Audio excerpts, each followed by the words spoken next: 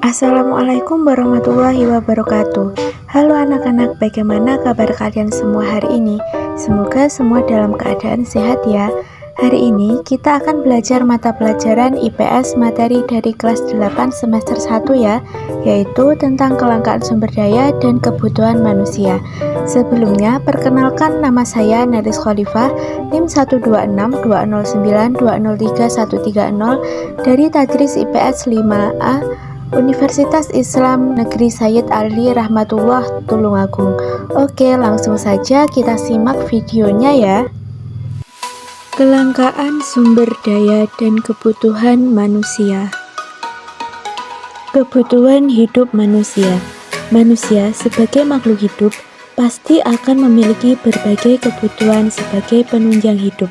Hal tersebut sering kita kenal, yaitu manusia memiliki kebutuhan pangan, sandang, papan, serta kebutuhan-kebutuhan lain untuk memenuhi kepuasan kebutuhan hidup dengan capaian suatu kemakmuran hidup. Faktor-faktor yang mempengaruhi kebutuhan manusia yaitu yang pertama, keadaan alam atau tempat. Keadaan alam mengakibatkan perbedaan dalam memenuhi kebutuhan manusia. Keadaan alam dapat mendorong manusia untuk menginginkan barang-barang yang sesuai dengan kondisi alam di tempat yang bersangkutan. Yang kedua, tingkat pendidikan.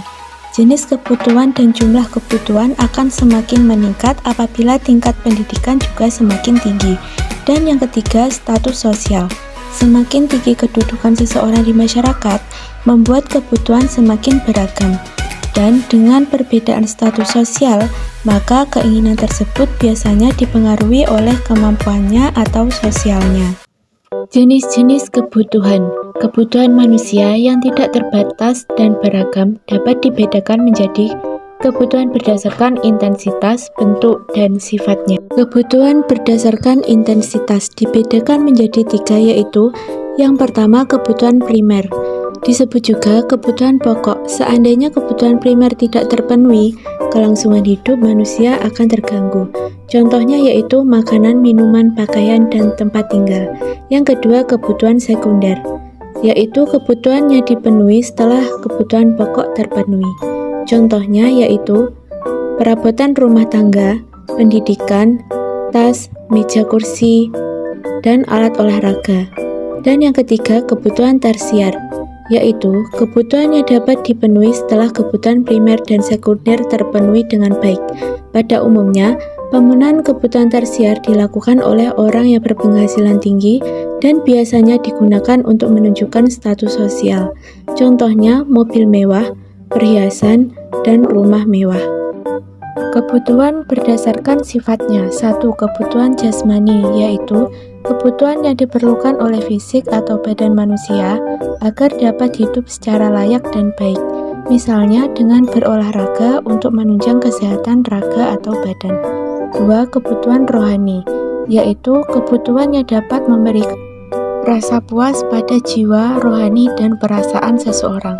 Contohnya yaitu kebutuhan akan perhatian dari orang tua dan beribadah kepada Tuhan. Kebutuhan berdasarkan subjek.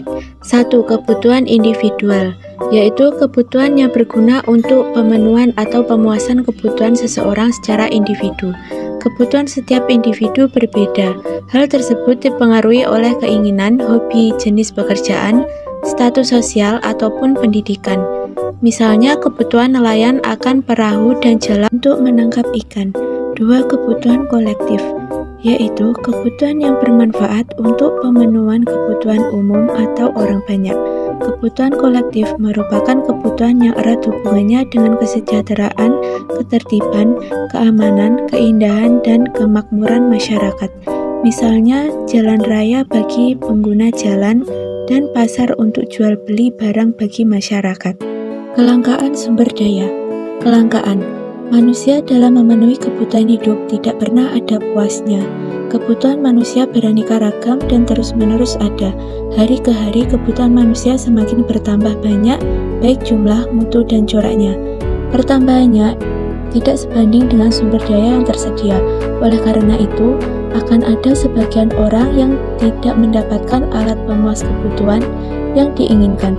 entah karena tidak mampu mengeluarkan pengorbanan yang diisyaratkan, dari biaya tidak terjangkau, atau karena barang sudah habis. Menurut ilmu ekonomi, kelangkaan memiliki dua makna, yaitu yang pertama terbatas, dalam arti tidak cukup dibandingkan dengan banyaknya kebutuhan manusia. Yang kedua terbatas, dalam arti manusia harus melakukan pengorbanan untuk memperolehnya. Keterbatasan sumber daya. Keterbatasan sumber daya yang ada dapat dibuktikan dari contoh berikut ini. Yang pertama, sumber daya alam. Sumber daya alam adalah sumber daya yang ada di alam dan dapat digunakan untuk memenuhi kebutuhan manusia. Keberadaan sumber daya alam juga terbatas. Keterbatasannya dapat dilihat dari beberapa contoh sumber daya berikut ini. Air. Manusia memanfaatkan air, terutama air bersih, untuk kebutuhan sehari-hari. Di daerah tertentu, untuk mendapatkan air bersih saat ini sangatlah sulit. Mereka harus membayar mahal untuk memperoleh air bersih. Fenomena ini menunjukkan bahwa ketersediaan air sangat terbatas. Lalu hutan. Hutan merupakan sumber daya alam yang sangat penting keberadaannya. Tetapi saat ini keberadaannya sudah sangat mengkhawatirkan. Hal itu disebabkan banyak orang yang menebangi pohon-pohon di hutan tanpa memperhatikan pelestariannya. Sehingga sekarang ini banyak hutan yang gundul. Sumber daya hutan dapat dimanfaatkan oleh manusia untuk memenuhi kebutuhan mereka, hingga lama-kelamaan mereka tidak menyadari bahwa semakin berkurang jumlahnya. 2. Sumber daya manusia. Sumber daya manusia juga terbatas keberadaannya. Maksudnya, sumber daya manusia yang berkualitas dan memiliki moral yang baik sedikit jumlahnya. Kemampuan untuk mengolah sumber daya yang ada masih rendah, sehingga barang yang dihasilkan pun masih rendah pula, baik jumlah dan kualitasnya. Hal ini menunjukkan bahwa sumber daya manusia yang berkualitas jumlahnya terbatas. 3. Sumber daya modal. Sumber daya modal dapat berupa mesin-mesin, bahan baku, ataupun peralatan lainnya. Keterbatasan sumber daya modal dibuktikan dengan alat-alat yang digunakan dalam produksi masih menggunakan mesin-mesin berteknologi rendah. Hal ini dapat mempengaruhi kelangsungan dalam proses produksi barang. Dan yang keempat, sumber daya kewirausahaan. Orang yang memiliki jiwa kewirausahaan masih sedikit jumlahnya.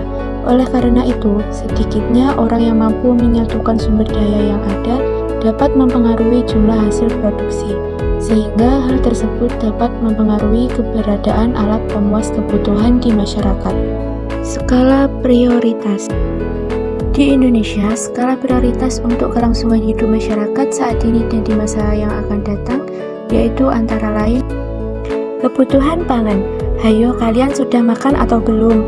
Ngomongin soal makan, kalian tahu tidak jika makanan yang setiap hari kita konsumsi itu pemenuhannya dijamin oleh pemerintah loh, di mana makanan atau biasa disebut dengan pangan ini merupakan salah satu kebutuhan pokok bagi manusia.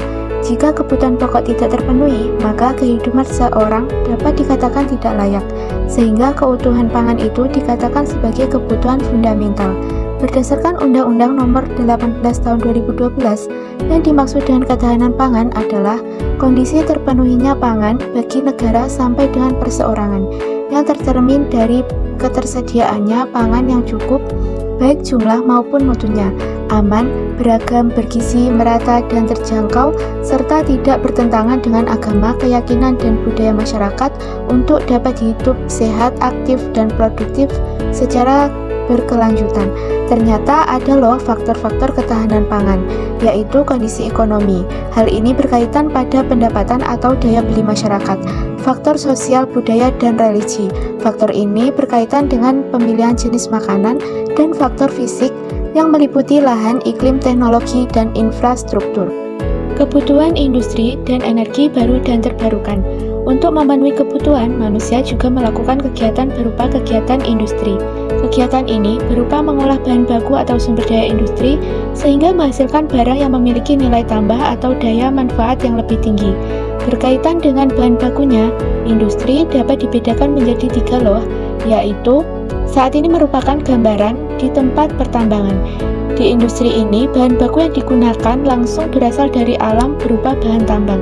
Jika industri yang menggunakan bahan baku yang diperoleh dari alam, maka kita dapat menyebutnya dengan industri ekstraktif. Saat ini telah berada di industri pakaian.